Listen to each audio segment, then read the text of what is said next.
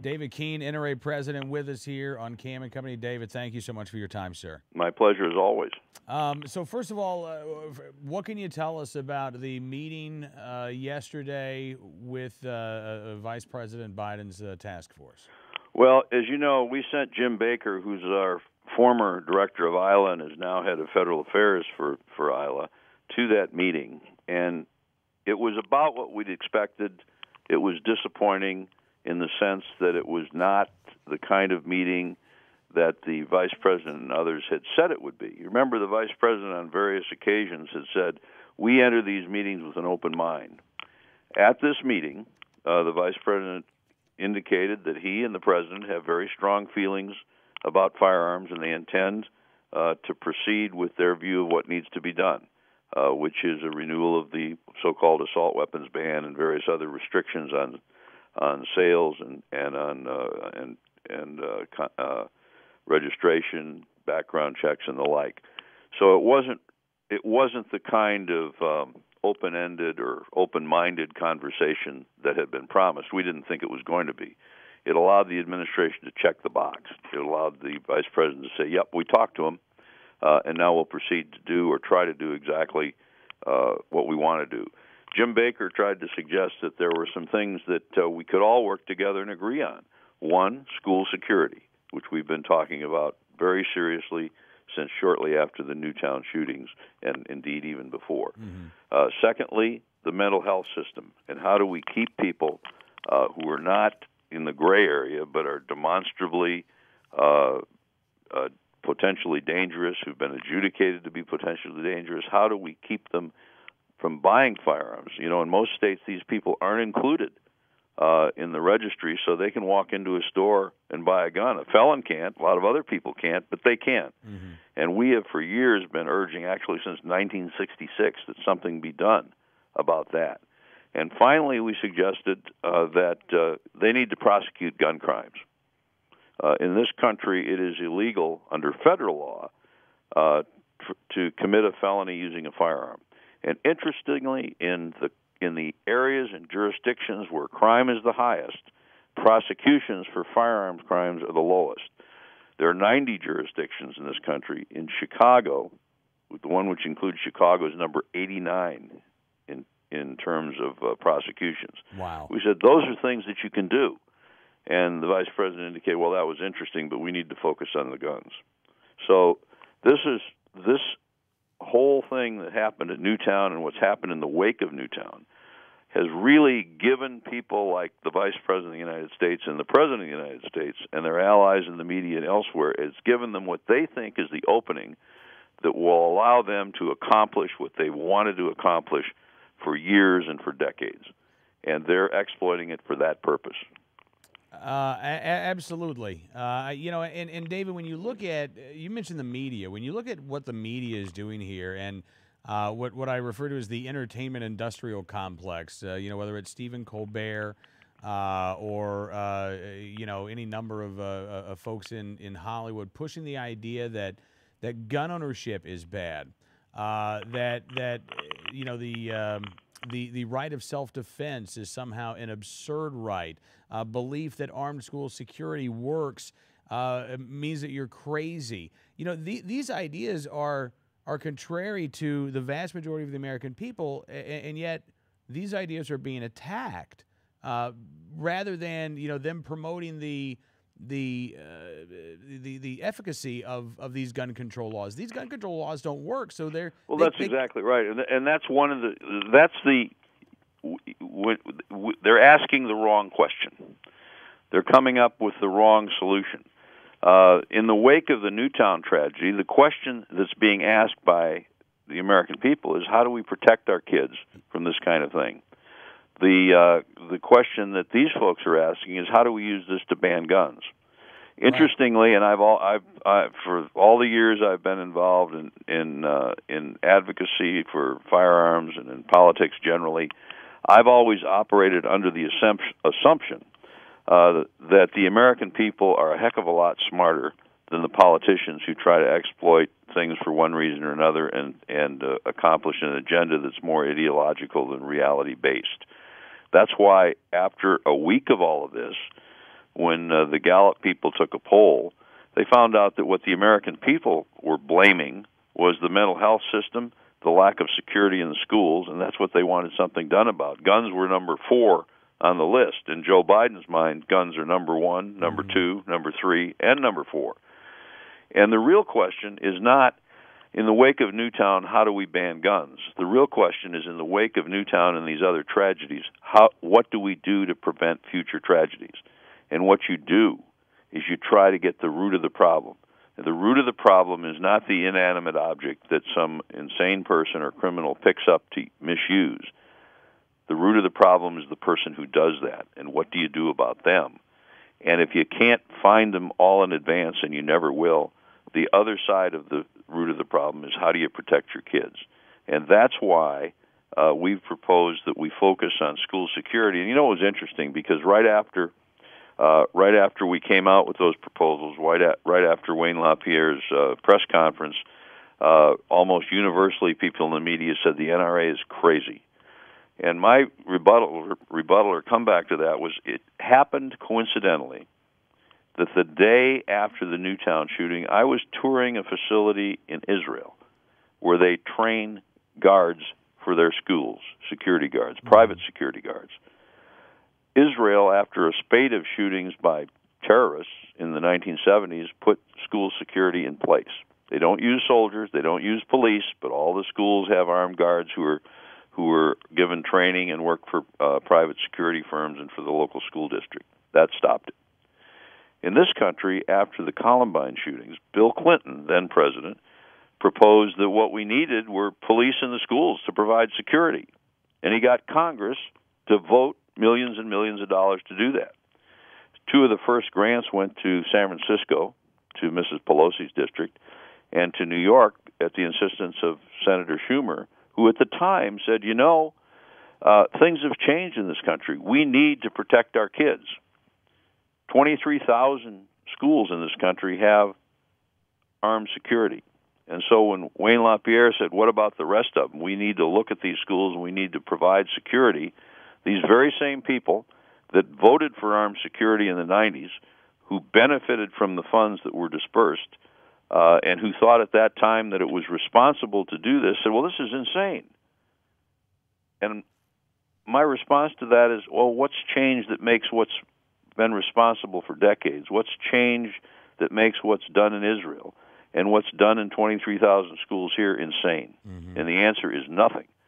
The answer is that they are refusing to look at it because they don't want to agree with the National Rifle Association or people who own firearms on anything. Yeah, it's unbelievable, David. I mean, the Education Committee on Staten Island that said we want armed school security, and the Education Chancellor said it's not going to happen. The LA Times reported it's not going to happen because Bloomberg doesn't want it to happen because the NRA supports it. That's exactly right. I mean, that's playing politics with our kids. And I got to tell you, as a dad, forget as a gun owner, as a dad, that's wrong. That's just flat out wrong, David. And you're right. When this conversation has somehow gone from this is about our kids and it has to be different this time to here's a super package of gun control bills on steroids that we've been longing to introduce for years. It's not about our kids anymore. No, it's not about our kids. What we knew before this election, long before this election, that once reelected, when he got an opportunity, this president was going to go after the Second Amendment. He's been hostile to the private ownership of firearms since before he ever ran for public office.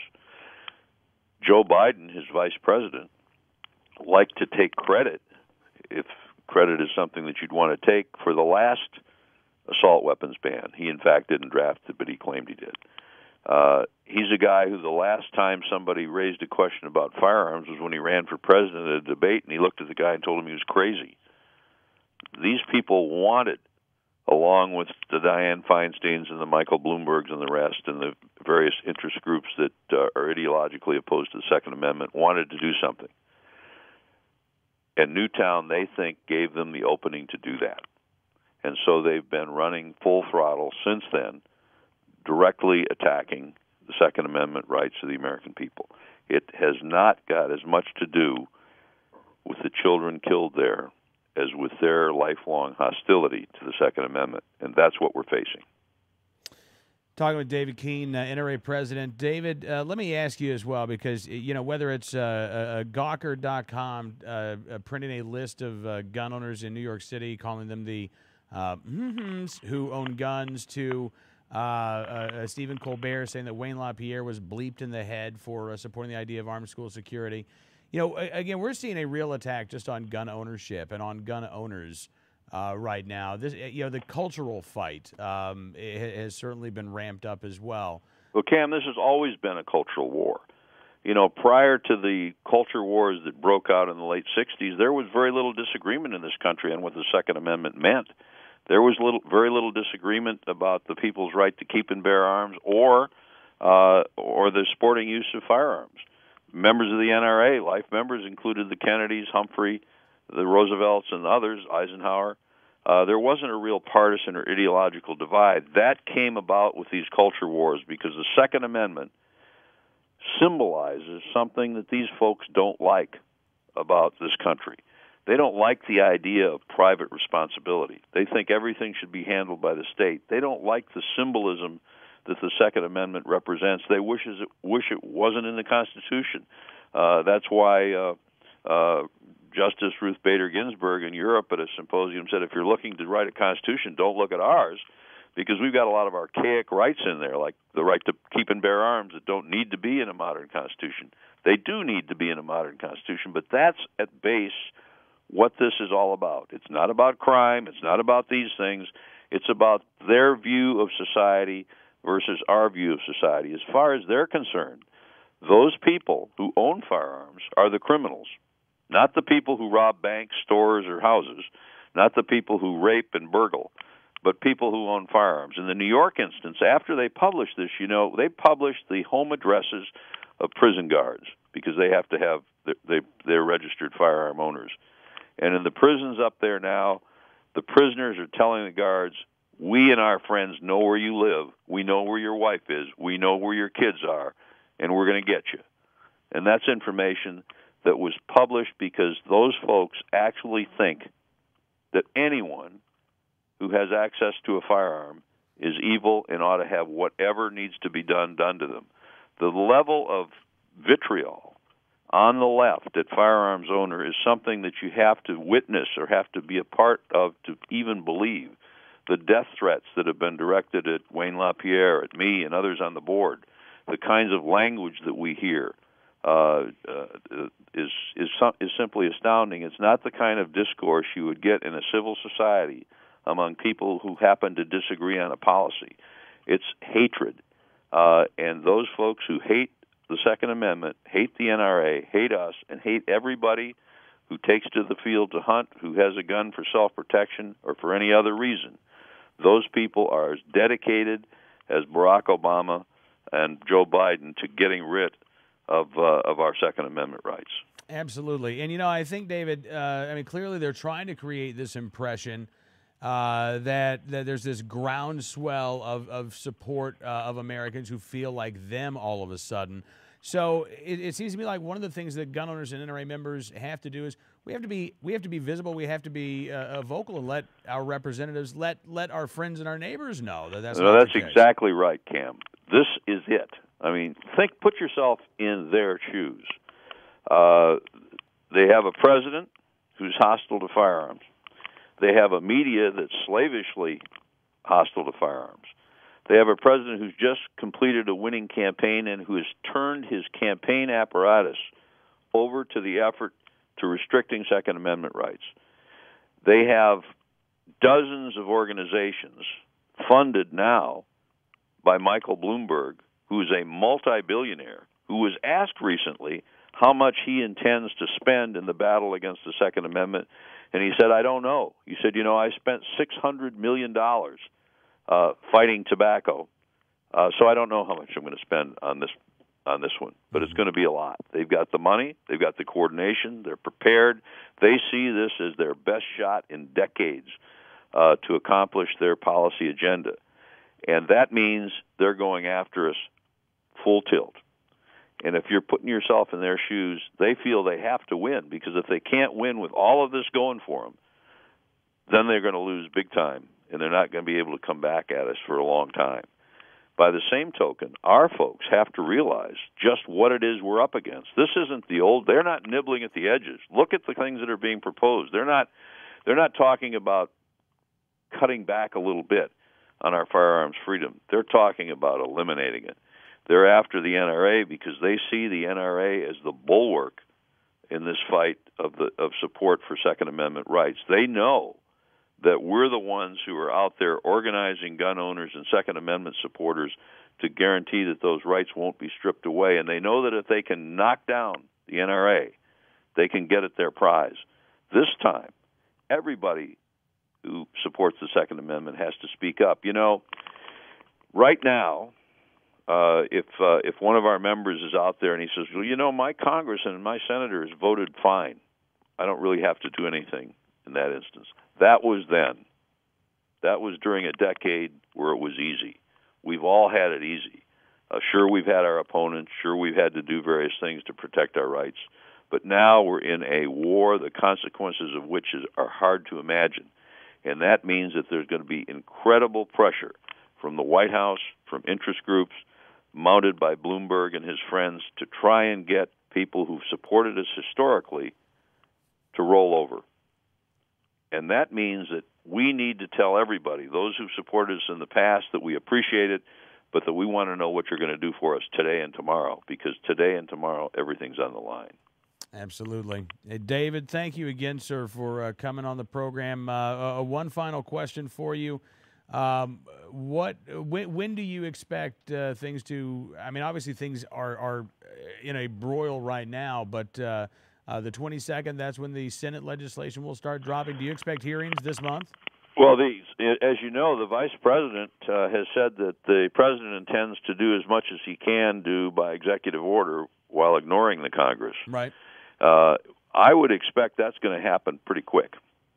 And we have no way of knowing how far he's going to go by way of executive order. But he's going to try things that rationally no president would try, because a lot of these things would under our system, require congressional action. I think, though, that he's going to take some of these steps and then say, okay, sue me. I'm not going to Congress. I'm just doing it. Yeah, well, I mean, we've seen him do that, you know, with the multiple sales of long guns. That's exactly right. So now that doesn't mean we can't beat it back, right? Because as I had told somebody earlier this week, yes, he can do these things by executive order if he defies the way business has been done in the political system in this country for centuries. But he can't implement his orders if he doesn't have money. And he's going to have to go to Congress to get that money. So one way or another, we're going to be out there opposing these steps to strip our members and Americans at large of their Second Amendment rights. You know, David, that argument would have made me feel a whole lot better before they started talking about inventing $1 trillion coin that they could pull How do you out get of Jack Lou's change for ear. Exactly. David, thank you again, sir, and look forward to talking to you very soon. My pleasure. Thank you. President of the NRA, David Keene, joining us here on Cam & Company.